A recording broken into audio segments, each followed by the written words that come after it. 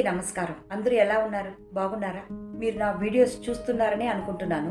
నేను కెనడాకి సమ్మర్లో వచ్చానన్నమాట. ఇక్కడ నేను సమ్మర్లో వస్తే ఇక్కడ నాకు సాధారణంగా ఒక అలవాటు ఏమంటే కూరగాయలు వేస్టేజ్ అంతా కలెక్ట్ చేసుకొని మా ఊర్లో ఉండేటప్పుడు నేను ఒక పాట్ అక్కడంతా తొట్లే కదండి సిటీస్లో అంతా తొట్లోనే మట్టి తొట్లని కుండలోనే నేను కంపోస్ట్ చేసేదాన్ని. మరి ఇక్కడికి వస్తే ఎలా?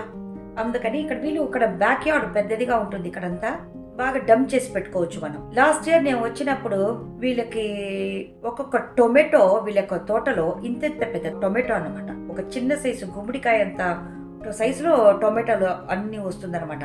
అన్ని ఆర్గానిక్. ఎందుకంటే వీళ్ళు కంపోస్ట్ చేస్తూ ఉంటారు. నేను ఇక్కడికి సమ్మర్ లో వచ్చాను వల్ల అందుకని నేను కూడా ఎవ్రీడే కూరగాయల చెత్తలు గుడ్డు, ఎస్పెషల్ గా గుడ్డు సొన, దీంట్లో కాల్షియం దండిగా ఉంటుంది. అది కంపోస్ట్ అయితే అంత చెట్టుకు చాలా బలం అన్నమాట. నేను అది ఎవ్రీడే నేను కలెక్ట్ చేసుకుని ఒక 2 to 3 days కలెక్ట్ చేసుకొని కంపోస్టబుల్ కవర్ ఉంది దాంట్లో తీసుకొని పోయి అక్కడ మట్టిలో పెట్టేస్తాను అన్నమాట. 2 days కి వన్స్ ఒకసారి పోయి నేను పెట్టేస్తాను. అక్కడ బాగా తవ్వి పెడుతూ ఉండేదాన్ని.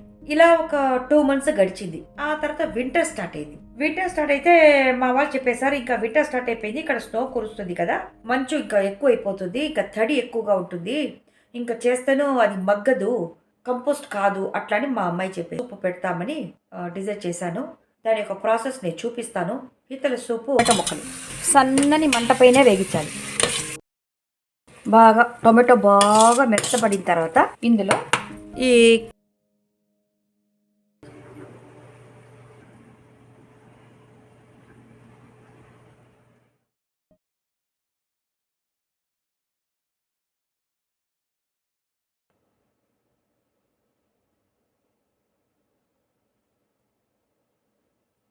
మీరు గనక ఈ క్రోషెట్ అల్లేది మీకు కానీ నేర్చుకోవాలని ఉంటే నాకు కమెంట్ రూపంలో తెలియజేయండి. నేను నేర్పిస్తాను. స్టెప్ బై స్టెప్గా నేర్పిస్తాను.